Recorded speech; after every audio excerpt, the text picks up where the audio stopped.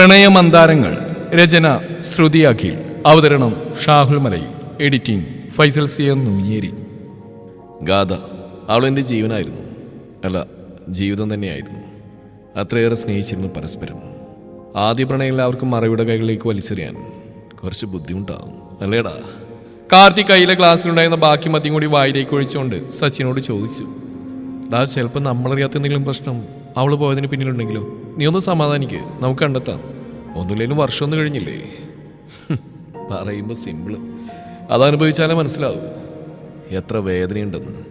ഇനി എന്തെങ്കിലും പ്രോബ്ലം ഉണ്ടായിരുന്നെന്ന് തന്നെ ഇരിക്കട്ടെ, അവൾക്കൊരു വാക്കിനോട് പറയായിരുന്നില്ലേ? ഞാൻ അവിടെ കൂടെ നിൽക്കില്ലായിരുന്നോ? എൻ്റെ മാത്രം കുഞ്ഞായിരുന്നില്ലേടാ അവള് പറഞ്ഞാൽ ജീവൻ പോലെ കൊടുക്കായിരുന്നില്ലേ ഞാൻ? മരണം വരെ പിരിയില്ലെന്നും കൂടെ ഉണ്ടാവുന്നു പറഞ്ഞല്ലേ? എന്നിട്ടും എന്നെ തനിച്ചാക്കി പോയില്ലടാ. സഹിക്കാൻ പറ്റുന്നില്ലടാ. പറഞ്ഞ് അവസാനിപ്പിക്കുമ്പോഴേക്കും കാർത്തിക് കരഞ്ഞിരുന്നു. വീണ്ടും മദ്യം ഗ്ലാസ്സിലേക്ക് വരാൻ തുടങ്ങിയതും സച്ചി കാർത്തിയെ തടഞ്ഞു. ഡാകിച്ചു, മതി കുടിച്ച്, നീ വീട്ടിൽ പോകാൻ നോക്ക്. അമ്മ തനിച്ചല്ലേ ഉള്ളൂ, എനിക്ക്. സച്ചി കാർത്തിയെ എഴുന്നേൽപ്പിച്ചു വിടാൻ ശ്രമിച്ചു. ഓളാ, എനിക്കാരുമില്ല, ആരെയും വേണ്ട എനിക്കറിയാം.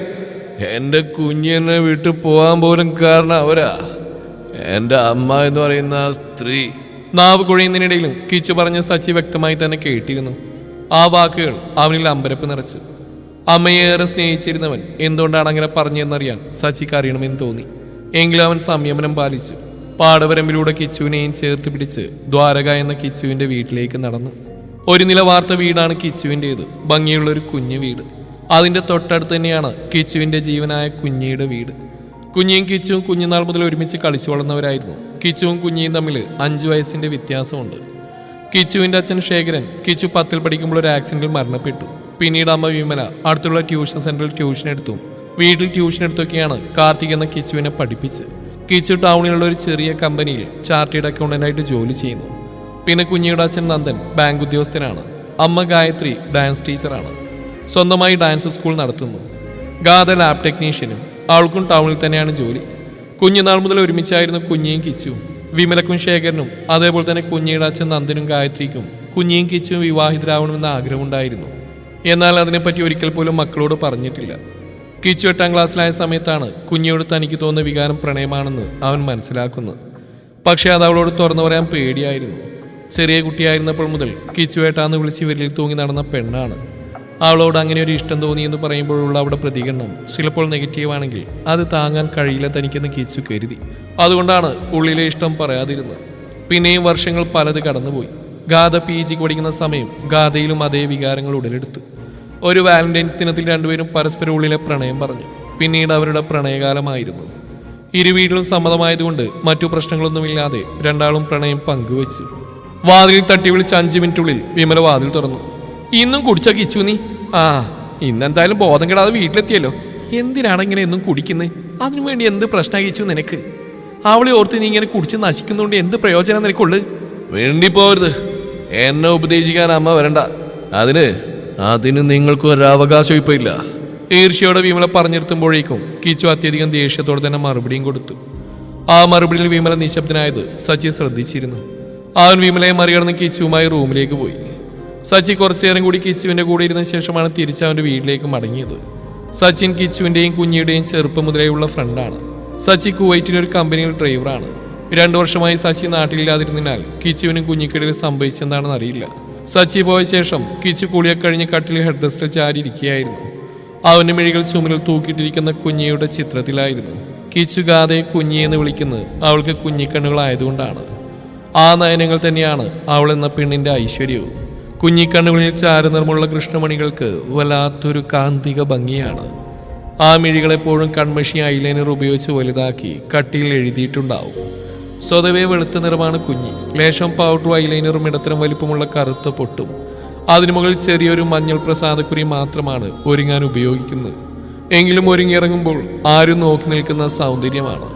അധികം വണ്ണമില്ലാത്ത ഒതുങ്ങിയ ശരീരപ്രകൃതമാണ്. ചുരിദാറാണ് സ്ഥിരം വേഷം. അമ്പലത്തിലോ കല്യാണങ്ങൾക്കോ മറ്റോ പോകുമ്പോൾ മാത്രമേ ഗാഥ സാരി ഉടുക്കാറുള്ളൂ. കിച്ചേട്ടാ, അവളുടെ ശബ്ദം കാതുകളിൽ അലയടിച്ചു.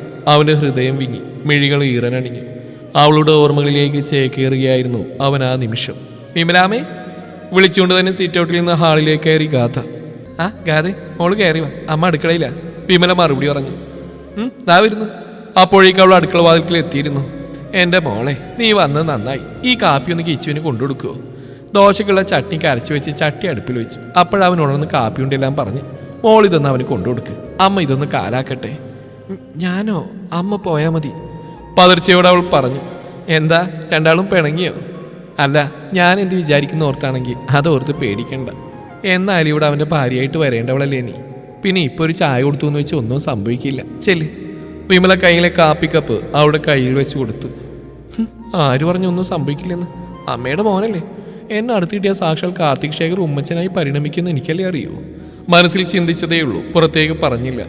കിച്ചുവിൻ്റെ മുറിക്ക് മുമ്പിലെത്തിയതും ഹൃദയമിടിപ്പ് വർദ്ധിക്കുന്നത് അവൾ അറിഞ്ഞു. ശ്വാസം ഒന്ന് ആഞ്ഞു വലിച്ച് ഡോർ ഹാൻഡിൽ മെല്ലെ തിരിച്ച് അകത്തേക്ക് കയറി. അതേസമയം തന്നെയാണ് കിച്ചു ബാത്റൂമിൽ നിന്ന് കുളി കഴിഞ്ഞ് ടവലെടുത്ത് ഇറങ്ങി വന്നതും. അവനെ നിൽപ്പ് കണ്ടപ്പോൾ അവളിൽ പതർച്ചയായിരുന്നെങ്കിൽ അവളെ കണ്ടതിന് സന്തോഷമായിരുന്നു കിച്ചുവിൻ്റെ മുഖത്ത്. കാപ്പി തരാൻ പറഞ്ഞു അമ്മ, അവൾ അവൻ്റെ മുഖത്ത് നോക്കാതെ പറഞ്ഞു. അവൻ അവളുടെ വിരലുകളിൽ സ്പർശിച്ചുകൊണ്ട് തന്നെ അവളുടെ കയ്യിലെ കപ്പ് വാങ്ങി. ആണോ? ഒരു പ്രത്യേക ഈണത്തിൽ ചോദിക്കുമ്പോൾ അവൻ്റെ കണ്ണുകളിൽ കുറുമ്പാണ്. അവൻ്റെ വിരലുകളുടെ തണുപ്പറിഞ്ഞപ്പോൾ ഹൃദയം ഇപ്പോൾ പൊട്ടുമെന്ന് പോലും തോന്നിപ്പോയി അവൾക്ക്. വെറുതെ ഒന്ന് മൂളിയതേയുള്ളൂ കുഞ്ഞി എന്നെ ഒന്ന് നോക്ക് വേണ്ടേ? അവൾക്കടുത്തേക്ക് കുറച്ചുകൂടി ചേർന്ന് നിന്നാണ് പറച്ചില്. അവൻ്റെ ചൂട് നിശ്വാസം അവളുടെ കാതിലും കഴുത്തിരിക്കലും തട്ടിയതും പെണ്ണൊന്ന് പൊള്ളിപ്പിടഞ്ഞ് അവൻ്റെ മുഖത്തേക്ക് നോക്കിപ്പോയി. അപ്പോഴും അവനിൽ നിറഞ്ഞു നിന്നത് അത്രയും കുറുമ്പാണ്. അവളൊന്ന് വിറച്ചു പോയിരുന്നു ആ നിമിഷം. അവളുടെ ശബ്ദത്തിന് പോലും വിറയൽ ബാധിച്ചു. എന്തെന്നെ പെണ്ണ് രാവിലെ ഇവിടെ? എനിക്കൊന്ന് ജോലിക്ക് പോകണ്ടേ? അവളിൽ നിന്നൊന്ന് അകന്നു മാറി കട്ടിലെടുത്തിട്ടിരുന്ന ട്രാക്ക് പാൻറ് എടുത്തിടാൻ തുടങ്ങിക്കൊണ്ട് അവളോട് ചോദിച്ചു. ഇന്ന് ശനിയല്ലേ, എനിക്ക് ലീവാ. അവൻ പാൻറ് ഇടാൻ പോവാണെന്ന് കണ്ടതും തിരിഞ്ഞുകൊണ്ട് പറഞ്ഞു. ഞാനത് മറന്നു, എനിക്കൊന്ന് ലീവാ. നമുക്കൊന്ന് പുറത്തു പോയാലോ? ഇന്ന് പറ്റിയെന്ന് തോന്നില്ല ഈ ചേട്ടാ. അമ്മയുടെ കൂടെ അമ്മാമ്മയുടെ വീട് വരെ പോവാ. എന്നാടി പെട്ടെന്ന്? എന്നാലും രാത്രി വിളിച്ചു നോക്കുമ്പോൾ നീ പോകുന്നതിനെ കുറിച്ചൊന്നും പറഞ്ഞില്ലല്ലോ. അത് ഇന്ന് രാവിലെ തീരുമാനിച്ച്. അമ്മായി ഇന്നലെ ടെറസിൽ നിന്ന് ഇറങ്ങി വരുമ്പോൾ സ്റ്റെപ്പിൽ വഴുതി വീണ്. അന്നേരം വലിയ കുഴപ്പമൊന്നുമില്ലാത്തതുകൊണ്ട് ആശുപത്രിയിൽ പോയില്ല. ഇന്ന് തീരെ വയ്യ, നടുവേദന. ഞാനും അമ്മയും കൂടി ആശുപത്രി കൊണ്ടുപോകാനാണ് പോകുന്നത്. അമ്മാമ്മക്കും അമ്മായിയും പിടിച്ച് നടക്കാനൊന്നും പറ്റില്ലല്ലോ, അതാ പെട്ടെന്ന് പോകാൻ തീരുമാനിച്ച്. എങ്ങനെയാ പോകുന്നത്? നന്ദച്ച് വരുന്നുണ്ട് കൂടെ? അത് ഞാൻ കൊണ്ടുവരണോ? അച്ഛൻ കൊണ്ടാക്കും, തിരിച്ചവിടുത്തെ കാലം ഡ്രൈവർ കൊണ്ടാക്കും. സൂക്ഷിച്ചു പോകണം കേട്ടോ. അതെ, വൈകിട്ട് വരെ ഓർത്തിരിക്കാനൊന്നും കിട്ടിയില്ല. വീണ്ടും അവനിൽ കുസൃതി നിറഞ്ഞു. എന്ത്? മനസ്സിലായിട്ടും മനസ്സിലാവാത്ത പോലെ അവൾ തിരക്കി. ഓഹോ, നിനക്ക് മനസ്സിലായില്ല അല്ലേടി? പറഞ്ഞുകൊണ്ട് തന്നെ വാതിലൊന്നടച്ച് കുഞ്ഞിയെ ഇടുപ്പിലൂടെ ചുറ്റിപ്പിടിച്ച് ചുമരിലേക്ക് ചേർത്ത് നിർത്തി. കിച്ചേട്ട വേണ്ട കേട്ടോ, വിമലാമ്മയുണ്ട് അപ്പുറത്ത് പറയുമ്പോൾ അവളുടെ സ്വരം നേർത്തു പോയിരുന്നു. അവൻ അവളുടെ അതരങ്ങൾക്ക് കുറുകെ വിരൽ വെച്ച് തടഞ്ഞു. അവന്റെ നോട്ടം അവളുടെ ചാരക്കണ്ണുകളിൽ കൊരുത്തു. അവളുടെ പിടക്കുന്ന മിഴികളിൽ അവന്റെ നനവാർന്ന ചുണ്ടുകൾ പതിഞ്ഞു. പിന്നെ നെറ്റിയിൽ, കവിളുകളിൽ, മൂക്കിൻ തുമ്പിൽ തേടിയതെന്തോ കണ്ടെത്തിയതുപോലെ അവന്റെ ചുണ്ടുകൾ അവളുടെ ഇളം റോസ് ചുണ്ടുകൾക്ക് നേരിയെത്തിയതും ഒന്ന് നിശ്ചലമായി. അവളുടെ അല്പം വിടർന്ന അത്തരങ്ങളിൽ അവൻ മതിമറന്ന് നോക്കി നിന്നു. എന്ത് രസടി പെണ്ണേ നിന്നെ ഇങ്ങനെ നോക്കിയിരിക്കാൻ. കീഴ്ചുണ്ടിൽ പെരുവിരലാലൊന്ന് തഴുകിക്കൊണ്ടാണ് പറച്ചിൽ. നേർത്തൊരു കാറ്റുപോലെയുള്ള അവന്റെ വാക്കുകൾ അവളിൽ കോരിത്തരിപ്പുണ്ടാക്കി. പൂർത്തിയാക്കും മുമ്പേ അവന്റെ ആദരങ്ങൾ അവിടെ കീഴ്ചുണ്ട് സ്വന്തമാക്കിയിരുന്നു. മിഴിഞ്ഞുപോയ അവളുടെ മിഴികൾ അവന് കൂടുതൽ ആവേശമേകി. കൂമ്പി അടഞ്ഞിരുന്ന മിഴികൾ ശ്വാസമെടുക്കാനുള്ള പ്രയാസത്തിൽ മിഴിഞ്ഞു വന്നു. അവളുടെ ബുദ്ധിമുട്ട് അറിഞ്ഞെന്ന വണ്ണം കിച്ചു അവളുടെ ചുണ്ടുകളെ മോചിപ്പിച്ചു. രണ്ടുപേരൊന്ന് അകന്നു മാറി കിതപ്പടക്കി. കാപ്പി കൊടുക്കാൻ പോയ ആളിതുവരെ തിരിച്ചു വന്നില്ലല്ലോ, ഒന്ന് പോയി നോക്കാം. ഒന്ന് ആത്മഹതിച്ചുകൊണ്ട് വിമല കിച്ചുവിന്റെ മുറിയിലേക്ക് പോയി. മോനെ കിച്ചു, ഗാഥ മോളെ. കട്ടിലിൽ കുഞ്ഞിയെ മടിയിലിരുത്തി സംസാരിച്ചുകൊണ്ടിരുന്ന കിച്ചുവും കുഞ്ഞിയും വിമല വിളിക്കുന്ന കേട്ട് പിടഞ്ഞു മാറി. ദേ വരുന്നമ്മേ പറഞ്ഞുകൊണ്ട് കിച്ചു വാതിലിനടുത്തേക്ക് പോവാൻ തുടങ്ങിയതും ഗാഥ പെട്ടെന്ന് അവന്റെ മുന്നിൽ കയറി നിന്നു. അയ്യോ എന്റെ കിച്ചേട്ടാ, ഇത് കണ്ടു. അവന്റെ നെഞ്ചിലെ പാണിലേക്ക് ചൂണ്ടി അവൾ പറയുമ്പോഴാണ് അവനത് ശ്രദ്ധിച്ച്. ഷർട്ടും ടീഷർട്ടും എടുത്തിട്ടിട്ട് പോ, അവൾ വേവലാതിയോടെ പറഞ്ഞു. ഇതാരാടി ഈ പാടിവിടെ വരാൻ കാരണം? അപ്പൊ നീ തന്നെ ഷർട്ട് ഇട്ടതാ. അവസാന വാചകം പറയുമ്പോൾ കുറച്ച് നാണമൊക്കെ അഭിനയിച്ച് കുറുമ്പോടെയാണ് പറഞ്ഞത്. അയ്യടാ, കൊഞ്ചാൻ പറ്റിയ സമയം. അമ്മ പുറത്ത് കാത്തു നിൽക്കുക കേട്ടോ, നീ ഷർട്ട് ചെയ്തെങ്കിലും എടുത്തിട്ട് ചെക്കാം. അവൻ അവളെ നോക്കിയൊന്ന് ഇളിച്ച് കാണിച്ചുകൊണ്ട് അലമാരയിൽ നിന്നൊരു സ്കൈ ബ്ലൂ കളർ ടീഷർട്ട് എടുത്തിട്ടു. കിച്ചുവായിരുന്നു വാതിൽ തുറന്ന്. മോള് പോയാടാ, കോഫി തരാൻ വന്നിട്ട് പിന്നെ അങ്ങോട്ടേക്ക് കണ്ടില്ല. ഇല്ല ഭീമനാമേ, ഞാനിവിടെ ഉണ്ട്. ഞാൻ ഭീമനാമയുടെ ഒരു കാര്യം പറയാനാ രാവിലെ തന്നെ വന്ന്. എന്താ മോളെ? അത് ഞങ്ങൾ അമ്മാവിൻ്റെ വീട് വരെ പോവാ. കുഞ്ഞി കിച്ചുവിനോട് പറഞ്ഞ കാര്യങ്ങളെല്ലാം വിമലയോടും പറഞ്ഞു. അമ്മയുടെ ഡാൻസ് സ്കൂളിലെ കുട്ടികളാരെങ്കിലും തിരക്കി വന്നാൽ ക്ലാസ് ഇന്നില്ല എന്ന് പറഞ്ഞാൽ മതി. ഗ്രൂപ്പിൽ മെസ്സേജ് അയച്ചിട്ടുണ്ട്. എന്നാൽ ആരെങ്കിലും ശ്രദ്ധിക്കാതെ വന്നാലോ? ആ, അത് ഞാൻ പറഞ്ഞോളാം, നിങ്ങൾ പോയിട്ട് വാ. ആ പിന്നെ കിച്ചൂട്ടാ, നിനക്കും പോകണ്ടല്ലോ ഇന്ന്. എനിക്കൊന്ന് ടെക്സ്റ്റൈൽസിൽ പോകണം. അടുത്ത ആഴ്ച കൊല്ലത്തുള്ള നമ്മുടെ ബൈജുവിൻ്റെ മോളുടെ കല്യാണി. അതിനിടെ ഒരു സാരി വാങ്ങണം. നിനക്കും എടുക്കണ്ടേ? ഗാഥയുണ്ടല്ലോ, അപ്പം നമുക്ക് മൂന്നാക്കും കൂടെ പോയി വാങ്ങാന്നാ കരുതി. നീ വരില്ലേ കിച്ചു? എൻ്റെ വിമലക്കുട്ടിക്ക് പോകണമെന്ന് പറഞ്ഞാൽ ഞാൻ കൊണ്ടുപോകാണ്ടിരിക്കുകയാണ്. കിച്ചു വിമലയുടെ താടിയിൽ പിടിച്ച് കൊഞ്ചിച്ചുകൊണ്ട് പറഞ്ഞു. ഒന്ന് മാറടാ ചെറുക്ക, കൊഞ്ചാ വന്നിരിക്കുന്നു. പല്ല് തേച്ചെങ്കി വാ കഴിക്കാം. മോളെ നീയും വാ, കഴിച്ചിട്ട് പോവാം. ഇല്ലമ്മേ, ഞാൻ കഴിച്ചിട്ടാ വന്നേ. പോട്ടെ, അവർ രണ്ടാളും എന്നെക്കാത്ത് നിൽക്കണ്ടാവും. എനിക്കിപ്പോൾ വേണ്ടാമേ, ഞാനും കഴിച്ചതാ. അവസാന വാചകം കുഞ്ഞെ വശ്യമായി നോക്കിക്കൊണ്ടാണ് കിച്ചു പറഞ്ഞത്. ആദ്യം ഉറക്കെയും അവസാനം പതുക്കെയുമാണ് പറഞ്ഞെങ്കിലും അവസാനം പറഞ്ഞ വിമല കേട്ടിരുന്നു. കഴിച്ചെന്നോ? നീ എന്താ കഴിച്ചേ? അത് ചെറിപ്പഴം, നല്ല ചുവന്ന ചെറിപ്പഴം. നല്ല മധുരം ഉണ്ടായിരുന്നു. വീണ്ടും അവന്റെ നോട്ടം കുഞ്ഞിലേക്ക് തന്നെ പാളി വീണു. അവളുടെ നോട്ടം കൂർത്തു. എന്നിട്ട് നീ എനിക്ക് തന്നില്ലല്ലോടാ ഒന്നുപോലും. ആ ചോദ്യത്തിൽ കിച്ചുവും കുഞ്ഞിയും മുഖത്തോട് മുഖം നോക്കി. ഏയ്, അത് അമ്മക്ക് കഴിക്കാൻ പറ്റില്ല. അമ്മ, ഞാൻ നന്ദിച്ചെന്ന് കണ്ടേച്ചു വരാം, എന്നിട്ട് കഴിച്ചോളാം. അമ്മ എടുത്തു നോക്ക്. വിഷയം മാറ്റാന്ന പോലെ കിച്ചു പറഞ്ഞു. കുഞ്ഞി യാത്ര പറഞ്ഞിറങ്ങി. അപ്പോഴേക്കും വിമല അകത്തേക്ക് പോയിരുന്നു. കിച്ചുവും കുഞ്ഞിയുടെ പിന്നാലെ പോകാൻ ഇറങ്ങി. അവൻ പുറത്തേക്ക് വന്നപ്പോഴേക്കും കുഞ്ഞി അവളുടെ വീടിന്റെ മുറ്റത്ത് കയറിയിരുന്നു. അവൻ അവൾക്ക് പിന്നാലെ ഓടി വന്നു. അവളുടെ ഇടുപ്പിലൂടെ ചുറ്റിപ്പിടിച്ച് വീടിന്റെ സൈഡിലെ ചുമരിലേക്ക് ചേർത്ത് നിർത്തി. പെട്ടെന്നായതുകൊണ്ട് കുഞ്ഞിയൊന്ന് ഞെട്ടിയിരുന്നു. പരിചിതമായ ഗന്ധത്തിൽ നിന്ന് തന്നെ ആരാണെന്നും എന്താണ് സംഭവിച്ചതെന്ന് അവൾക്ക് മനസ്സിലായി. എന്റെ കിച്ചയുടെ ഒന്ന് വീട് ആരെങ്കിലും കാണും, എന്ത് കാണിക്കുന്നേ? അവൾ കുതിരി മാറാൻ ശ്രമിച്ചു. അതിനെന്താ ഇപ്പൊ ആരെങ്കിലും കണ്ട? ഞാൻ എൻ്റെ പെണ്ണിന്റെ അടുത്തല്ലേ ഇങ്ങനെയൊക്കെ. പിന്നെ നീ ഇങ്ങനെ അടുത്തുള്ളപ്പോ നിന്റെ കിച്ചേട്ടൻ എങ്ങനെയാടേ നിന്നെ സ്നേഹിക്കാണ്ടിരിക്കുന്ന? നീ എൻ്റെ പെണ്ണല്ലേടി, ഈ കിച്ചന്റെ മാത്രം. അത്രയും പറഞ്ഞ് അവൻ അവളെ വീണ് തന്നിലേക്ക് അടുപ്പിച്ചു. ഡാ വീടാ എന്റെ കൊച്ചിനെ. നന്ദൻ അവിടേക്ക് വന്നോട് കപട ഗൗരവം നടിച്ചു പറഞ്ഞു. നന്ദന്റെ ശബ്ദം കേട്ടത് രണ്ടുപേരും പെടഞ്ഞു മാറി. കുഞ്ഞടുത്തുള്ള ചെടിയൊക്കെ ഒന്ന് ഉള്ളി നിന്നു. കിച്ചുവാണെങ്കിൽ ആകാശത്തൂടെ പോകുന്ന പക്ഷികളുടെ കണക്കെടുക്കുന്ന തിരക്കില. 12, 13, 16. മതിയടാ രണ്ടിന്റെ അഭിനയം. ഒരുപാട് വായിക്കാതെ ഞാൻ തന്നെ കൈപിടിച്ച് തന്നേക്കവളെ നിനക്ക്. കുഞ്ഞി ജാളിതോടെ ഇരിക്കണ്ടൊന്ന് മുറുക്കി അടച്ച് തുറന്നു. പിന്നെ അകത്തേക്ക് ഒരു ഓട്ടമായിരുന്നു. കിച്ചു നന്നായിട്ടൊന്ന് ഇളിച്ചു കാണിച്ചു. ദിവസങ്ങൾ അങ്ങനെ പലത് കടന്നുപോയി. ഒരു ദിവസം കുഞ്ഞി വർക്ക് ചെയ്യുന്ന ലാബിൽ. ചേച്ചി, എനിക്കൊരു കാര്യം പറയാനുണ്ട്. എനിക്കൊരു ഡൗട്ട്. ഉച്ചയ്ക്ക് ഭക്ഷണം കഴിക്കാനിരിക്കുമ്പോഴാണ് ഗാഥ കൂടെ വർക്ക് ചെയ്യുന്ന ചിഞ്ചുവിനോട് തൻ്റെ ഉള്ളിലുള്ള സംശയം ചോദിക്കാൻ തീരുമാനിക്കുന്നത്. എന്താ മോളെ ഗാഥ, നിന്റെ കിച്ചേട്ടൻ പണി വല്ലതും പറ്റിച്ചോടി? ചിഞ്ചു കളിയോടെ ചോദിച്ചു. അയ്യേ, ഈ ചേച്ചി ഇതെന്തൊക്കെയാ പറയുന്നത്? അതൊന്നുമല്ല, ഇത് വേറെ കാര്യം. ശരി, നീ പറ കേക്കട്ടെ. അത് നീ എന്താ കഥ ഈ പറയുന്നത്? ഇത്രയും നാളായിട്ട് ഇപ്പോഴാണ് നിനക്കിത് പറയാൻ തോന്നിയത്? എന്നോടെങ്കിലും നിനക്ക് നേരത്തെ പറയായിരുന്നില്ലേ?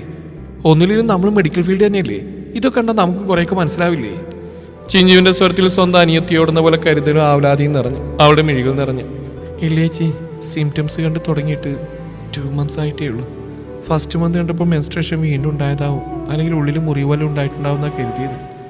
ഈ മാസവും കണ്ടപ്പോൾ ഒരു ഡൗട്ട്. ഇല്ല. കൊള്ളാം. സാധാരണ ഇങ്ങനെ എന്തെങ്കിലും വരുമ്പോൾ ആദ്യം അമ്മയോടല്ലേ പറയാ? ഗാഥമിണ്ടാത്ത താഴ്ത്തിയിരുന്നതേ ഉള്ളൂ. ശരി, നീ വിഷമിക്കണ്ട. കഴിച്ചതിന് ശേഷം നമുക്ക് ഹോസ്പിറ്റലിൽ പോയിട്ട് ഓങ്കോളജിയിൽ നാളത്തേക്ക് ഒരു നമ്പർ ബുക്ക് ചെയ്തിടാം. നാളെ പോയി ഒന്ന് കാണുകയും ചെയ്യാം. തൽക്കാലം ഇതിൻ്റെ എന്തെങ്കിലും പ്രോപ്പർ റിസൾട്ട് അറിയുന്നവരെ നീ വീട്ടിൽ പറയണ്ട. ചിഞ്ചുവിന്റെ തീരുമാനത്തിന് സമ്മതം ഒരു മോളിൽ ഒതുക്കി. പിറ്റേന്ന് ഗാഥയും ചിഞ്ചുവും കൂടി ലാബിനടുത്തുള്ള വെൽസൂൺ ഹോസ്പിറ്റലിൽ പോയി. ഓങ്കോളജി ഡിപ്പാർട്ട്മെന്റിലെ ഡോക്ടർ അശ്വതിയാണ് ഗാഥ കാണാൻ OP ടിക്കറ്റ് എടുത്ത്. ഡോക്ടർ അശ്വതി ഗാഥയോട് രോഗവിവരങ്ങൾ ചോദിച്ചറിഞ്ഞു. വജൈനൽ ബ്ലീഡിങ് മാത്രമല്ല, പെൽവിക് പെയിൻ ഉള്ള സ്ഥിതിക്ക് ഞാൻ കുറച്ച് ടെസ്റ്റുകൾ എഴുതാം. എല്ലാം ചെയ്തിട്ട് വരണം. പിന്നെ ഗാഥയ്ക്ക് ഇപ്പോൾ തന്നെ ഏകദേശം ഒരു ഊഹമുണ്ടല്ലോ. I am sorry to say Gatha, 90% തൻ്റെ ഡൗട്ട് ശരിയാണെന്ന് തന്നെയാണ് എൻ്റെ എക്സ്പീരിയൻസിൽ നിന്ന് മനസ്സിലാക്കാൻ സാധിച്ചത്. നമുക്ക് പ്രാർത്ഥിക്കാം കണ്ടീഷൻ ലാസ്റ്റ് സ്റ്റേജിലേക്കൊന്നും പോയിട്ടുണ്ടാവില്ല എന്ന്. തൽക്കാലം പെയിൻ വരുമ്പോൾ കഴിക്കാൻ പെയിൻ കില്ലർ എഴുതാം. നല്ല പെയിൻ ഉണ്ടെങ്കിൽ മാത്രമേ കഴിക്കാവൂ കേട്ടോ. Okay, thank you madam. Doctor നേരെ ചെറുതായി ഒന്ന് പുഞ്ചിരിച്ചുകൊണ്ട് രണ്ടാളും പുറത്തിറങ്ങി. 2 ദിവസം വേഗം കടന്നുപോയി. ടെസ്റ്റുകൾ കഴിഞ്ഞു. ഫസ്റ്റ് പാപ്പ് ടെസ്റ്റും സെക്കൻഡ് HPV ടെസ്റ്റുമായിരുന്നു. ഡോക്ടറെ കണ്ട് തിരികെ മടങ്ങുമ്പോൾ തൻ്റെ സംശയങ്ങൾ സത്യം തന്നെയായിരുന്നു മനസ്സിലായതുകൊണ്ടാവും ഗാഥയുടെ മിഴികൾ നിറഞ്ഞു തുളുമ്പുന്നുണ്ടായിരുന്നു. അവളുടെ ഓർമ്മകളെ തഴുകിക്കൊണ്ട് തന്നെ അവൻ ഉറക്കത്തിലേക്ക് വീണു. ദിവസങ്ങളേതും മാറ്റമില്ലാതെ കടന്നുപോയി. ഒരു ദിവസം രാവിലെ കിച്ചുവിന്റെ വീട്ടിൽ മെറൂൺ ഷർട്ടും ലൈറ്റ് ബ്ലൂ ജീനും ഇട്ട് തോളിലൊരു ബാഗുമായി മുറി തുറന്നിറങ്ങി വരുന്ന കിച്ചുവിനെ കണ്ട് വിമല വായിച്ചുകൊണ്ടിരുന്ന പത്രം സോഫയിൽ വെച്ച് എഴുന്നേറ്റു. നീ എങ്ങോട്ടാ കിച്ചുട്ട രാവിലെ തന്നെ? ഇന്നലെ ഞാൻ പറഞ്ഞ കൊച്ചിനെ നമുക്കൊന്ന് പോയി കാണണം. എന്താണെന്ന് എനിക്കിനി ഒഴിവുള്ളത്? അമ്മ ഞാൻ തിരുവനന്തപുരം ഒന്ന് പോവാണ്. എൻ്റെ കൂടെ കോളേജ് പഠിച്ച സണ്ണിയുടെ മാരേജാണ്. ഞാൻ 2 ദിവസം കഴിഞ്ഞ് വരും. അതുവരെ സച്ചിയുടെ അനിയത്തി സേതുവിടെ രാത്രി കൂട്ടിനുണ്ടാവും. അത്രയും പറഞ്ഞ് പോകാൻ തുടങ്ങിയതും എന്തോർത്ത പോലെ വീണ്ടും തിരിഞ്ഞ് വിമലയെ നോക്കി. പിന്നെ എനിക്ക് വേണ്ടി ആരും പെണ്ണിനെ അന്വേഷിച്ച് ബുദ്ധിമുട്ടണമെന്നില്ല. ഈ കാർത്തിക് ശേഖരന്റെ ജീവിതത്തിൽ ഒരു പെണ്ണുണ്ടെങ്കിൽ അതെന്റെ കുഞ്ഞി മാത്രമായിരിക്കും. മറ്റൊരുവൾക്ക് എൻ്റെ ഭാര്യ പദവി നൽകി ഞാൻ സ്വീകരിക്കില്ല. ഇതെന്റെ അവസാന വാക്കാ. ഞാൻ പോകുന്നു. അതും പറഞ്ഞ് വിമലയെ ഒന്ന് തറപ്പിച്ച് നോക്കിയാൽ അവിടെ നിന്നും പോയി. ദീർഘദൂര യാത്രയുടെ ഫലമായി കിച്ചു നന്നേ ക്ഷീണിതനായിരുന്നു. തമ്പാനൂർ റെയിൽവേ സ്റ്റേഷനിൽ നിന്ന് പുറത്തിറങ്ങി സണ്ണിയെ വിളിക്കാനായി ഫോൺ എടുത്തും പുറത്തൊരു അടി വീണത് ഒരുമിച്ചായിരുന്നു. ദേഷ്യത്തിൽ തിരിഞ്ഞ കിച്ചു മുന്നിൽ നിൽക്കുന്ന സണ്ണി കുര്യനെയും അഷ്റഫ് മൊയ്തുവിനെയും കണ്ട് വന്ന ദേഷ്യം പോയി മറിഞ്ഞു. എടാ സണ്ണി ചാച്ചു, നിങ്ങളായിരുന്നോ? തന്ന തള്ളിപ്പോ തിരിച്ചിട്ടിയെന്നെ രണ്ടിനും. അതിന് രണ്ടും വെളുക്കിയെന്ന് വിളിച്ചു കാണിച്ചു. നീ എപ്പോ എത്തിയാച്ചു? ഞാൻ ഇപ്പൊ എത്തിയോടാ. ഇതിനു മുന്നേ വന്ന ട്രെയിനിലായിരുന്നു. വാടാ, കാർത്തിയാജു അമ്മച്ചിയെ കാത്തിരിക്കുക. സണ്ണിയുടെ കാറിലാണ് വീട്ടിലേക്ക് പോയത്. 10-20 മിനിറ്റ് യാത്രയുണ്ടായിരുന്നു സണ്ണിയുടെ വീട്ടിലേക്ക്. അവിടെ എത്തി എല്ലാവരെയും പരിചയപ്പെട്ട് ഫ്രഷായി വന്ന് ഭക്ഷണം കഴിച്ച് കുറച്ചു നേരം ഒന്നും മയങ്ങി. കിച്ചുവിനും അജുവിനും ഒരുമിച്ച് റൂമായിരുന്നു സെറ്റ് ചെയ്തിരുന്നത്. കിച്ചു, അജു ഡാ. വാതിൽ തട്ടിയുള്ള വിളി കേട്ടാണ് കിച്ചു ഉണർന്നത്. കട്ടിൽ തന്നെ എഴുന്നേറ്റ് നിന്ന് ഫോണിന്റെ സമയം നോക്കുമ്പോൾ 4:30 കഴിഞ്ഞിരുന്നു.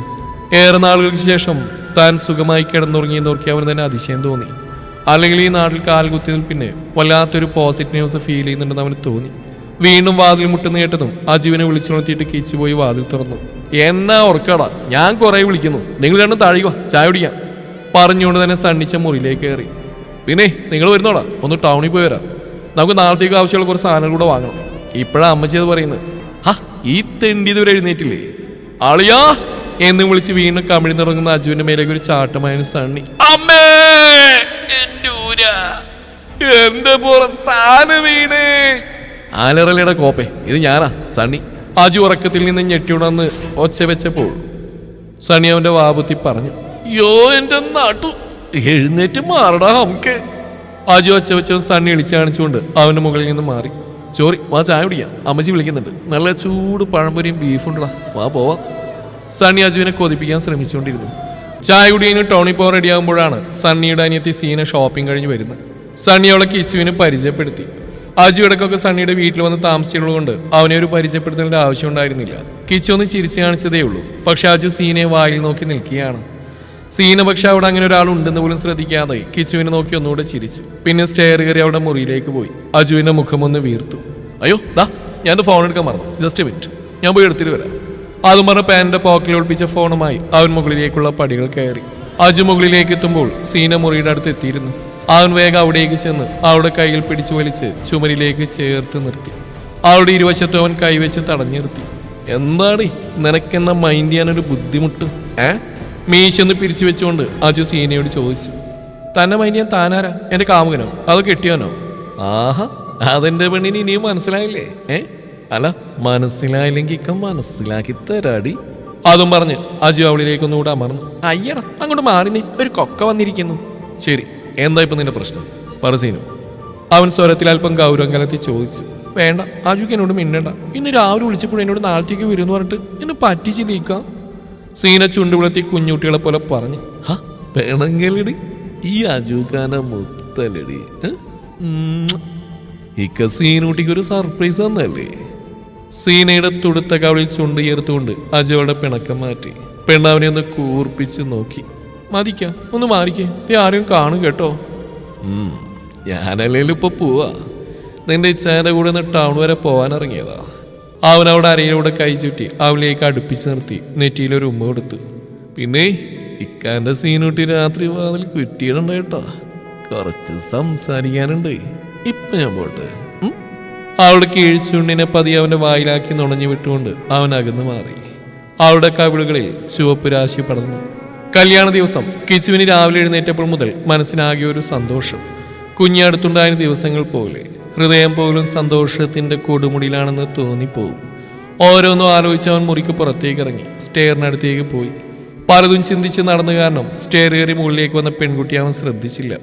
ഫോണിൽ സംസാരിച്ച് മുകളിലേക്ക് വന്നവളും കിച്ചുവിനെ കണ്ടിട്ടുണ്ടായിരുന്നില്ല. അതുകൊണ്ട് തന്നെ രണ്ടുപേരും തമ്മിൽ കൂട്ടിമുട്ടി. താഴേക്ക് വീഴാൻ പോയവളെ കിച്ചു അരക്കെട്ടിൽ ചുറ്റിപ്പിടിച്ച് ചേർത്ത് നിർത്തിയിരുന്നു.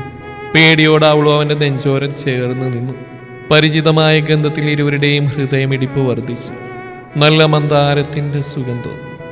ആ ഗന്ധത്തിൽ അവന്റെ ഉള്ളം കുഞ്ഞിയുടെ ഓർമ്മയിൽ വിങ്ങി. അതേ സുഗന്ധമായിരുന്നു കുഞ്ഞിക്കും. ഉയർന്നു വന്ന ഹൃദയമിടിപ്പിനൊപ്പം കിച്ചു ശ്വാസം ആഞ്ഞുവലിച്ച് അവളുടെ ഗന്ധം ഉള്ളിലേക്ക് ആവാഹിച്ചു. എന്തോ ഓർമ്മ വന്ന പോലെ രണ്ടാളും അകന്നു മാറി. സോ രണ്ടുപേരും ഒരുപോലെ പറഞ്ഞുകൊണ്ട് മുഖത്തോട് മുഖം നോക്കിയതും രണ്ടാളും ഒരുപോലെ ഞെട്ടി. കിച്ചുവിന്റെ കണ്ണുകൾ നിറഞ്ഞു. കിച്ചേട്ടൻ ഒന്നനങ്ങാൻ പോലും ആവാതെ കുഞ്ഞിയും സ്തബ്ധയായി. കാതീജി, സീനയുടെ ശബ്ദം കേട്ട് ഇരുവരും മിഴികൾ അമർത്തി തുടച്ചു. ആ കാർത്തിയേട്ടൻ ഇവിടെ നിൽക്കുവാണോ? ഇച്ചായനെ അന്വേഷിക്കുന്നുണ്ട്. ഇച്ചായന്റെ മുറിയിലുണ്ട്. അജുക്ക് ഇച്ചായനും. സീന പറഞ്ഞുകൊണ്ട് ഗാഥയെ നോക്കി. പിന്നെ കാർത്തികിന് പരിചയപ്പെടുത്തി കൊടുത്തു. കാർത്തിയേട്ടാ, ഇത് ഞങ്ങളുടെ നെയ്ബറാണ്. ഗാഥ എന്ന ചേച്ചിയുടെ പേര്. ചേച്ചി, ഇത് കാർത്തികേട്ടൻ, ഇച്ചായന്റെ ഫ്രണ്ടാ. ഈ കാർത്തിയേട്ടാ, ഞങ്ങൾ പോട്ടെ, താഴെ ഉണ്ടാവും. എന്തെങ്കിലും ആവശ്യം വിളിച്ചാൽ മതി. കിച്ചു ഒന്നും പറയാനാവാതെ സ്തബ്ധയായി നിന്നതേയുള്ളൂ. അജു വിളിച്ചുകൊണ്ട് തന്നെ വാതിൽ തള്ളി തുറന്ന് കിച്ചു മുറിയിലേക്ക് കയറി വന്നതും അജുവും സണ്ണിയും കാര്യം എന്താണെന്നറിയാൻ അവൻ ഉറ്റുനോക്കി. എന്നതാടാ കാർത്തി, എന്നാ പറ്റി? എന്നതാടാ നിന്റെ മുഖമെല്ലാം ഒരുമാരിയിരിക്കുന്നത്? സണ്ണി കാരണം തിരക്കി. ഞാനെന്റെ കുഞ്ഞിയെ കണ്ടടാ. അവന്റെ കണ്ണുകൾ നിറഞ്ഞു വന്നു. സന്തോഷമോ സങ്കടമോ കാരണം വാക്കുകൾ പുറത്തേക്ക് വരാതെ തൊണ്ടക്കുഴിയിൽ കുടുങ്ങി. കിച്ചുവിന്റെ വാക്കുകളിലൂടെ മാത്രമേ കുഞ്ഞിയെ സണ്ണിക്ക് പരിചയമുള്ളൂ. എന്നാൽ അജു ഒന്ന് രണ്ടോട്ടം കണ്ടിട്ടുണ്ട്. ആണോടാ? എവിടെ നീ കണ്ട്? നിന്റെ പെങ്ങളുടെ കൂടെ. അവനവിടെ സംഭവിച്ചൊക്കെ പറഞ്ഞു. എടാ, ഈ ഗാഥയായിരുന്നു നിന്റെ കുഞ്ഞി. ഞാൻ അറിഞ്ഞില്ലല്ലോടാ അവള് നിന്റെ പെണ്ണായിരുന്നു എന്ന്. അല്ലെങ്കിൽ ഇത്രയും നാൾ ഈ വിരദുഃഖം നിനക്ക് അനുഭവിക്കേണ്ടി വരില്ലായിരുന്നോ? എനിക്കൊന്ന് സംസാരിക്കാൻ ശ്രമിച്ച അവളോട്. എന്നോടൊരു വാക്ക് പോലും പറയാതെ നേരിട്ട് വിളിക്കുമ്പോഴേക്കും കുടുംബത്തോടെ ഒളിച്ചോടാൻ എന്താ കാരണം എന്ന് എനിക്കറിയണം. അതുപോലെ തന്നെ എൻ്റെ അമ്മക്ക് കുഞ്ഞെ ജീവനായിരുന്നില്ലടാ. ആ അമ്മക്ക് അവളെ കുറിച്ച് പറയുമ്പോൾ പോലും ഇത്രയേറെ ദേഷ്യം അകൽച്ച് വന്നു തുടങ്ങിയത് അവൾ എന്നെ വിട്ടുപോകുന്നതിന് ഒരാഴ്ച മുതലാണെന്ന് എൻ്റെ തോന്നല്. എനിക്കറിയണം അജു, പ്ലീസ് എനിക്ക് സംസാരിച്ചേ പറ്റൂ. കിച്ചു ദൃഢനിശ്ചയം എന്ന പോലെ പറഞ്ഞു. കാർത്തി, ഇന്നൊരു ദിവസം കൂടി നീ ക്ഷമിക്കുക. നിന്റെ കുഞ്ഞ് നിന്നിൽ നിന്ന് അകലാനുള്ള കാരണം എന്താണെന്ന് നമുക്ക് അവളെ കൊണ്ട് തന്നെ പറയിക്കാം. ഇന്നിപ്പോൾ ഇവന്റെ കാര്യം കഴിഞ്ഞാൽ സമാധാനമായിട്ട് നമുക്ക് അവളോട് സംസാരിക്കാൻ പറ്റും. ഇത്രയും കാലം കാത്തിരുന്നില്ലടാ, ഇന്നൂടെ കാക്ക്. നാളെ നിന്റെ മുമ്പിൽ നിർത്തി തരും ഞങ്ങൾ. ആളെ കാർത്തി, ഞങ്ങളോട് നിന്റെ കൂടെ എന്നാത്തിനാണേലും. സണ്ണി അവനെ ആശ്വസിപ്പിച്ചുകൊണ്ട് ചേർത്ത് നിർത്തി. സെന്റ് മേരീസ് ഓർത്തഡോക്സ് പള്ളിയിൽ വെച്ചായിരുന്നു സണ്ണിയുടെയും താനിയ യെൽദോ എന്ന നീയയുടെയും വിവാഹം. യെൽദോ മോസ്റ്റ് പോപ്പുലർ ബിസിനസ്മാൻ ആയതുകൊണ്ട് തന്നെ മാരേജ് ഒക്കെ വളരെ ഗ്രാൻഡ് ആയിട്ടായിരുന്നു നടത്തിയത്. പള്ളിയിൽ വെച്ച് മിന്നിട്ട് കഴിഞ്ഞ് അവരുടെ തന്നെ ഹാളിലായിരുന്നു വിരുന്നൊരുക്കിയത്. കിച്ചു അജുവും സ്വന്തം വീട്ടിലെ കല്യാണം പോലെ എല്ലാം നോക്കിയും കണ്ട് ഓടി നടന്ന് ചെയ്യുന്നുണ്ടായിരുന്നു. അവരുടെ ആ ഇടപെടൽ സണ്ണിയുടെ വീട്ടുകാർക്ക് ഒരുപാട് ഇഷ്ടപ്പെട്ടിരുന്നു. ഇതിനിടയിൽ പലപ്പോഴും കിച്ചു കുഞ്ഞിയെ തിരക്കെങ്കിലും കാണാൻ കഴിഞ്ഞില്ല. അതേസമയം കിച്ചുവിന്റെ മുമ്പിൽ പോയി പെടാതിരിക്കാൻ കുഞ്ഞിയെ നന്നേ ശ്രദ്ധിക്കുന്നുണ്ടായിരുന്നു. തലവേദന എടുക്കുന്നു, ക്ഷീണം തോന്നി എന്നൊക്കെ പറഞ്ഞ് സീനിന്റെ അടുത്തുനിന്ന് വീട്ടിലേക്ക് മുങ്ങാൻ ശ്രമിച്ചെങ്കിലും ഫലമുണ്ടായില്ല. വിവാഹം കഴിഞ്ഞ് വീട്ടിലെത്തിയതും കാറിൽ നിന്നിറങ്ങി ഗാഥ വീട്ടിലേക്ക് ഒരു ഓട്ടമായിരുന്നു. സീന പിന്നിൽ നിന്ന് വിളിച്ചെങ്കിലും അവൾ പിന്നെ വരാമെന്ന് പറഞ്ഞ് വീട്ടിലേക്ക് പോയി. എന്താ മോളെ, എന്തിനാ നീ ഓടുന്നേ? പതിയെ വന്നാ പോരെ നിനക്ക്? ഓടിക്കതച്ച് വരുന്ന ഗാഥയോട് നന്ദൻ ചോദിച്ചു. പക്ഷേ ഗാഥ നന്ദനെ കെട്ടിപ്പിടിച്ച് കരയാൻ തുടങ്ങി. പെട്ടെന്നുള്ള അവളുടെ പ്രവൃത്തിയിൽ നന്ദൻ ഞെട്ടിയിരുന്നു. ഒരാശ്വസിപ്പിക്കൽ പോലെ നന്ദൻ അവിടെ പുറത്ത് തട്ടിക്കൊടുത്തുകൊണ്ടിരുന്നു. അപ്പോഴേക്കും ഗായത്രിയും പുറത്തേക്ക് വന്നു. എന്താ മോളെ, എന്തു പറ്റി? എന്തിനാ നീ കരയുന്നേ? ആരെങ്കിലും വല്ല മോശമായിട്ട് പറഞ്ഞോ? ഗായത്രി ആകുലതയോടെ ഗാഥയുടെ തോളിൽ കൈവച്ച് ചോദിച്ചു. ഇല്ലെന്ന് അവൾ വിലങ്ങനെ തലയാട്ടി. പിന്നെന്താ മോളെ? നന്ദനാണ് ചോദിച്ചു. കിച്ചേട്ടൻ കണ്ടു, ഞാൻ എന്നെയും കണ്ടു. പറഞ്ഞു മുഴുവനാക്കാൻ കഴിയാതെ വീണ്ടും അവൾ പൊട്ടിക്കരഞ്ഞു. കിച്ചു ആ പേര് അവരിലൊരു നടുക്കം സൃഷ്ടിച്ചു. ഗാഥേ, സത്യമാണോ? എവിടെ വെച്ചാ നീ കിച്ചുവിനെ കണ്ട്? സണ്ണിച്ചാന്റെ ഫ്രണ്ടാ കിച്ചേട്ടൻ, വിവാഹത്തിന് വന്ന. പിന്നെ അവർ തമ്മിൽ കാണാനിടയായ സംഭവങ്ങൾ രണ്ടുപേരോടും പറഞ്ഞു. നാളെ വരെ കാത്തിരിക്കാൻ സണ്ണി അജുവും പറഞ്ഞെങ്കിലും അതുവരെ കാത്തിരിക്കാൻ കിച്ചുവിന് ആവുമായിരുന്നില്ല. അവൻ വൈകിട്ട് അവൾ റിസപ്ഷന് വരുമ്പോൾ സംസാരിക്കാമെന്ന് തീരുമാനിച്ചു. പക്ഷേ ഗാഥ റിസപ്ഷന് വന്നതേയില്ല. കിച്ചു രാത്രി ഫംഗ്ഷൻ തീരുന്നവരെ കാത്തു. അവൾ വരാതിരുന്നപ്പോൾ അവന് തോന്നി തന്നെ ഒഴിവാക്കുന്നതാവുമെന്ന്. നീലരാവിനെ ശോഭയേകി പൊന്നൊളി തൂവുന്ന നിലാവിനെ ജനാലിലൂടെ നോക്കിയെന്തോ ആലോചിച്ച് നിൽക്കുകയായിരുന്നു ഇതേ സമയം ഗാഥ. മോളെ, ചിന്തയിലാണ്ട് നിൽക്കുന്ന ഗാഥയെ പിന്നിൽ നിന്ന് ഗായത്രി വിളിച്ചു. നിറഞ്ഞു തുളുമ്പിയ മിഴികൾ തുടച്ചുകൊണ്ട് ഗാഥ തിരിഞ്ഞു നോക്കി. മോള് കരയാണോ? സഹിക്കാൻ പറ്റുന്നില്ല അമ്മേ. ദൈവം എന്തിനാ എനിക്ക് ഇങ്ങനെ വിധിയെന്ന്. പാവന്റെ കിച്ചേട്ടൻ ഒരുപാട് വേദനിച്ചിട്ടുണ്ടാവും. എൻ്റെ ഏട്ടൻ ഇത്രയും നാൾ. ഇന്ന് ഞാൻ കണ്ടമ്മേ. എന്നെ കണ്ടപ്പോൾ ആ കണ്ണുകളിൽ നിറഞ്ഞ സന്തോഷവും വേദനയും. ഞാൻ കാരണം എനിക്ക് ഇച്ചേട്ടൻ വേദനിക്കുന്നു. എന്തൊരു ജന്മാമേണ്ടത്, എന്തൊരു ജന്മാമേണ്ടത്. പരസ്പരം പ്രാർത്ഥനയെ കളർ സ്നേഹിച്ചിട്ട് ഞങ്ങൾക്ക് ഒന്നാം പറ്റിയില്ലല്ലോ അമ്മ. അവൾ അമ്മയെ മുറുകെ പുണർന്ന് കരയാൻ തുടങ്ങി. അവളുടെ തേങ്ങലുകൾ ഗായത്രിയുടെ ഹൃദയം പൊള്ളിക്കാൻ ശേഷിയുള്ളതായിരുന്നു. ഗായത്രിയുടെ കണ്ണുകളും പെയ്യാൻ വെമ്പി നിന്നു. റിസപ്ഷനും കല്യാണത്തിനും വന്ന ബന്ധുക്കളും മറ്റും പോയി തുടങ്ങിയിരുന്നു. അവിടെ ഉണ്ടായിരുന്ന കുട്ടികളുടെ കൂടെ ഇരുന്ന് അന്താക്ഷരി കളിക്കുകയാണ് സീന. അപ്പോഴാണ് നീയ സ്റ്റെയർ ഇറങ്ങി താഴേക്ക് വരുന്നത്. മേക്കപ്പും മറ്റും മാറ്റി ഫ്രഷ് ആയിട്ടാണ് വരവ്. ഗ്രീൻ കളർ സ്ലീവ്ലെസ് ക്രോപ്പ് ടോപ്പും വൈറ്റ് പലാസോയുമാണ് നീയുടെ വേഷം. നീയെ കണ്ട് സീന അവൾ അവരുടെ അടുത്തേക്ക് ക്ഷണിച്ചു. ഏർത്തി ഇങ്ങ് വാ, അന്താക്ഷരി കളിക്കാൻ കൂടുന്നോ? ഇതും കേട്ടുകൊണ്ടാണ് സീനയുടെ അമ്മച്ചി കത്രീന അടുക്കളയിൽ നിന്ന് ഹാളിലേക്ക് വരുന്നത്. ഒന്ന് പോടി പെണ്ണെ, എന്റെ കൊച്ചായ ക്ഷീണിച്ചേക്കുമ്പോഴാ അവിടെ ഒരു അന്താക്ഷരി കളി. മോള് വാ, അമ്മച്ചി പാല് കാച്ചി വെച്ചിട്ടുണ്ട്, എടുത്തരാം. മോൾ അതുകൊണ്ട് മുറിയിലേക്ക് ചെല്ല്. അവനവിടെ മുറിയിൽ തന്നെ ഇല്ലേ? തിരിഞ്ഞ അടുക്കളയിലേക്ക് നടന്നുകൊണ്ട് അമ്മച്ചി ചോദിച്ചു.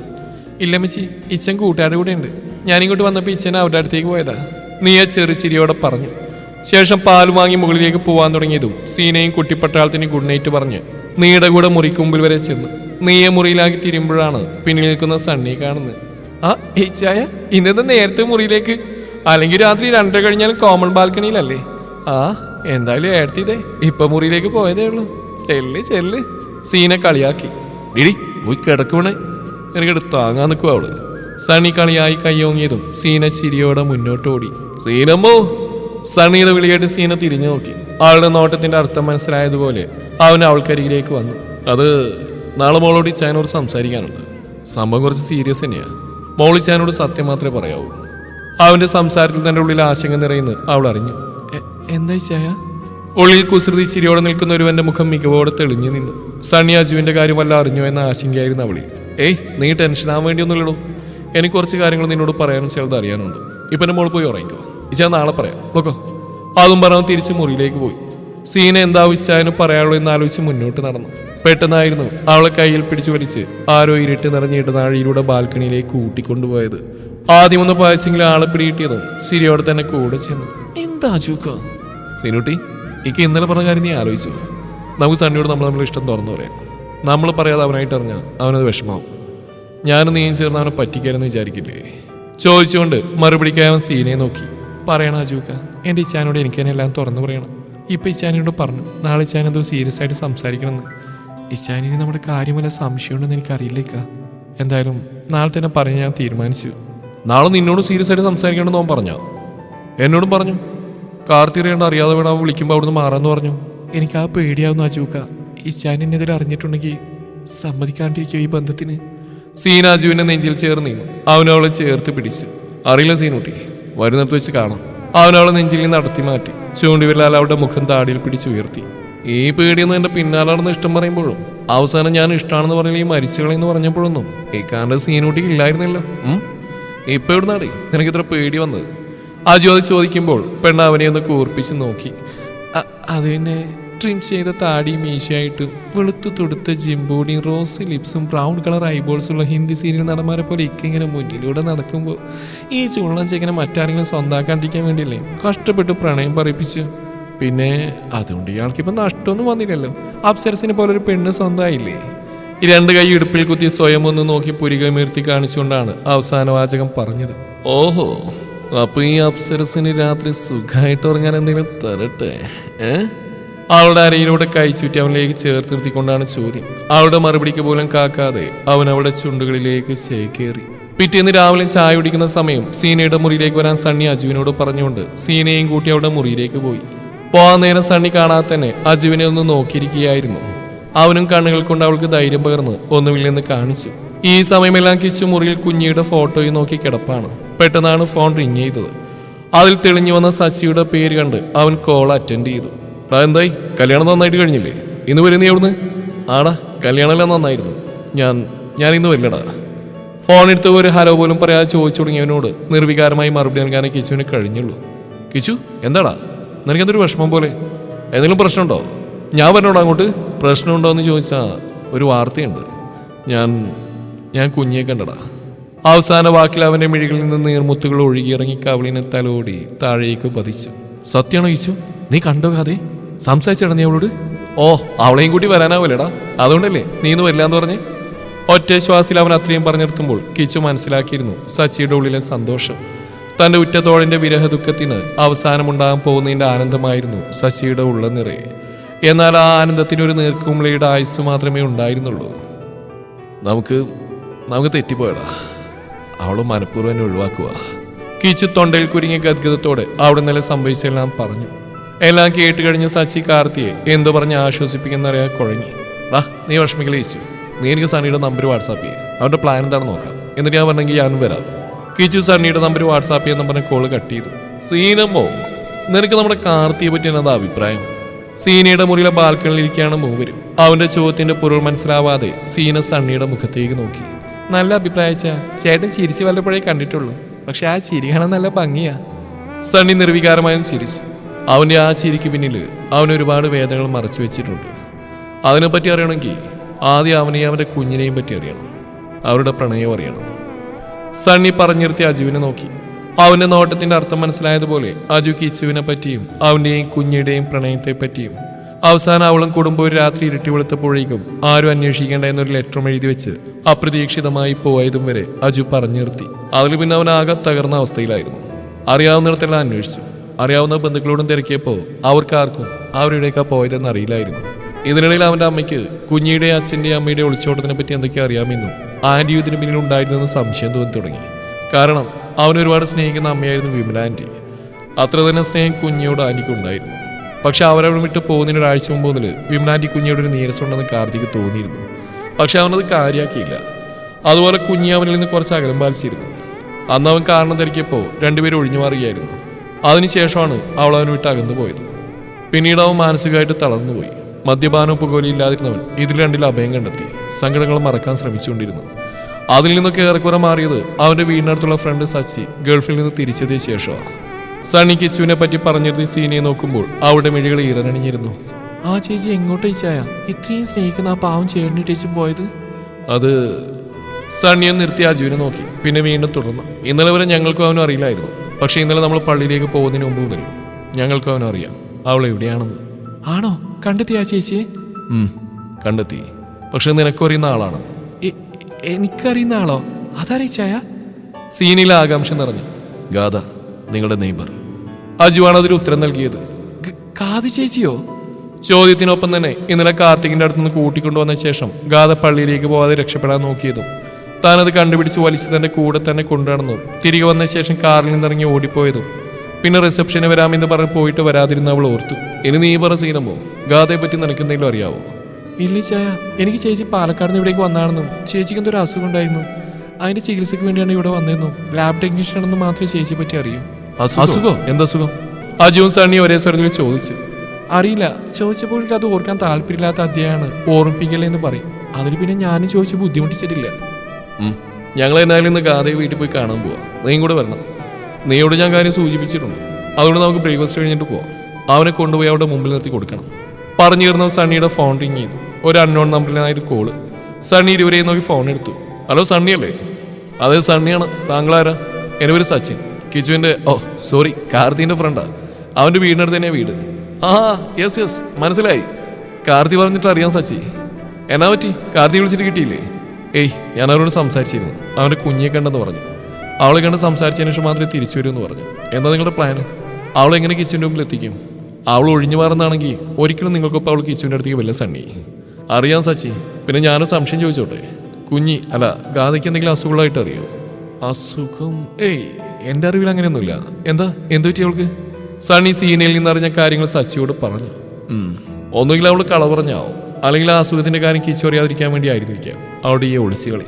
പിന്നെ ഞാൻ പറഞ്ഞ സണ്ണി അങ്ങോട്ട് വേണ്ട സച്ചി, താൻ ടെൻഷൻ ആവണ്ട. ഇന്ന് തന്നെ ഇതിനൊരു തീരുമാനം ഉണ്ടാക്കിയിരിക്കും. നാളെ അല്ലെങ്കിൽ മറ്റന്നാൾ കാർത്തി അവന്റെ പെണ്ണ് അവിടെ എത്തിയിരിക്കും. കോൾ ഡിസ്കണക്ട് ആയതിനു ശേഷം സണ്ണി സച്ചിയിൽ നിന്നറിഞ്ഞ് സീനയോടും അജുവിനോടും പറഞ്ഞു. വാ, ഇനി നമുക്ക് പോയച്ചും ബ്രേക്ക്ഫാസ്റ്റ് കഴിക്കാം. കാർത്തിയും വെയിറ്റ് ചെയ്യുന്നുണ്ടാവും. സണ്ണി പറഞ്ഞുകൊണ്ട് പോകാനായി തിരിഞ്ഞു. പെട്ടെന്ന് സീന സണ്ണിയുടെ കൈത്തണ്ടിൽ പിടിച്ചും അജു സണ്ണിച്ചായെന്ന് വിളിച്ച് ഒരുമിച്ചായിരുന്നു. സണ്ണി എന്തെന്ന രീതിയിൽ രണ്ടുപേരെയും നോക്കി. സീനയും അജുവും പരിഭ്രമത്തോടെ മുഖാമുഖം നോക്കി. ഇച്ചേനോട് എനിക്ക് മറ്റൊരു കാര്യം പറയാനുണ്ടായിരുന്നു. സീന തലാഴ്ത്തിന്ന് പറഞ്ഞു. എന്നാടി സീനമോ, നീ പറ. നിനക്ക് എന്നോട് എന്നാലും പറയാനുണ്ടെങ്കിൽ പെർമിഷൻ്റെ ആവശ്യമുണ്ടോടി? അത് കേട്ട് കഴിയുമ്പോൾ ഇച്ചാനോട് ദേഷ്യമാവും. ആഹാ, അപ്പൊ കാര്യം സീരിയസ് ആണല്ലോ. സണ്ണിയുടെ മുഖം ഗൗരവത്തിലായി. അതെ. സീന സണ്ണിയുടെ ഗൗരവത്തിന് മുമ്പിൽ പതറി. പറ. ഗൗരവത്തോടെ തന്നെ ഇരുവരെയും നോക്കി പറഞ്ഞു. അത് പിന്നെ അത്രയും പറഞ്ഞ് അവളൊന്ന് ആഞ്ഞ് നിശ്വസിച്ചു. എനിക്ക് അജുക്കാൻ ഇഷ്ടം, ഈ കാക്കു എന്നെ ഇഷ്ടമാണ്. ഇല്ലാത്ത ധൈര്യമൊക്കെ സംഭരിച്ച് കണ്ണടച്ച് പിടിച്ച് പറഞ്ഞവൾ ശേഷം കണ്ണു തുറന്ന് നോക്കുമ്പോൾ കാണുന്നത് സണ്ണിയുടെ ദേഷ്യത്താൽ ചുവന്ന് കയറിയ മുഖമാണ്. അവന്റെ ആ ഭാവത്തിൽ സീന നന്നേ ഭയന്നിരുന്നു. ഇവള് പറഞ്ഞില്ലെന്തെങ്കിലും സത്യമുണ്ടോ അജു? അവന്റെ കണ്ണിലെ തീക്ഷ്ണത സീനയെ വീണ്ടും ഭയപ്പെടുത്തി. അവളുടെ മിഴികൾ നിറഞ്ഞു തുളുമ്പി. അജുവിന്റെ മിഴികൾ സണ്ണിൽ തന്നെ തങ്ങി നിന്നു. അണുവിട പതറിയില്ല. എന്തു വന്നാലും നേരിടാൻ തയ്യാറാണെന്ന് അവന്റെ മിഴികൾ വിളിച്ചോതി. ഇച്ചായ, നിന്നോടല്ല സീന എന്റെ ചോദ്യം, എനിക്കറിയേണ്ട ഇവന്റെ നാവിന്നാ. പറയടാ. അത്യധികം കോപത്തോടെ സണ്ണി അജുവിന്റെ കോളിൽ കുത്തിപ്പിടിച്ചു. സത്യം സണ്ണിച്ച, എനിക്ക് അവളെ ഇഷ്ടമാടാ. പൊന്നും പണം കൊണ്ട് മൂടാന്നൊന്നും എനിക്ക് വാക്ക് പറയാൻ കഴിയില്ല. പക്ഷേ നിന്റെ പെങ്ങളുടെ കണ്ണു നിറയാൻ നോക്കാൻ എന്നെ കൊണ്ട് പറ്റും. ആ വാക്ക് ഞാൻ നിനക്ക് തരാം. അജു അവനെ പിടിപിടിക്കാതെ തന്നെ പറഞ്ഞു. എന്നതാണ് പുല്ല് നീ പറഞ്ഞ്? നല്ലവനെന്ന് കരുതി എനിക്ക് വീട്ടൊരിടം തന്നപ്പോ നീ ചാദിക്കായിരുന്നു അല്ലേ? സണ്ണി അവനെ തല്ലാനായി കൈ ഉയർത്തി. പെട്ടെന്ന് തന്നെ സീന അജുവിന്റെ മുമ്പിൽ കയറി നിന്നു. വേണ്ടിച്ചായ, ഒന്നും ചെയ്യില്ല അജുക്ക്. ഞാൻ ആ പിന്നാലെ നടന്ന് ഇഷ്ടം പറയിച്ച് ഇച്ചാനോട് പറയുന്നു പറഞ്ഞപ്പോ എതിർത്ത് ഇക്കേ കിട്ടിയില്ലെങ്കിൽ മരിച്ചു കളയെന്ന് പറഞ്ഞ് എന്നോട് ഇഷ്ടം പറയിച്ച ഞാൻ തന്നെയാ. സീന സണ്ണിയുടെ മുമ്പിൽ മുട്ടുത്തിരുന്ന് മുഖം പൊത്തി കരയാൻ തുടങ്ങി. തുടരും ഈ കഥയുടെ അവസാന ഭാഗം നാളെ ഇതേ സമയം. നിങ്ങളുടെ അഭിപ്രായങ്ങൾ കമന്റുകളായി രേഖപ്പെടുത്തുക.